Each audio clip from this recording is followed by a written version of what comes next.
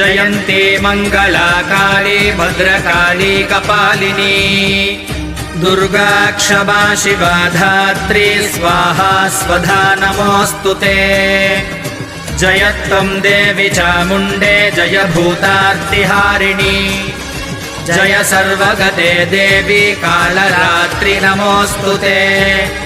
मधुकैटभ विद्रावि विधातृवरदे नमः रूपं देहि जयं देहि यशो देहि द्विषो जहि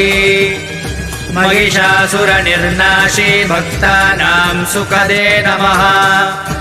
रूपं देहि जयं देहि यशो देहि द्विषो जहि रक्तबीजवधे देवी चण्डमुण्डविनाशिनी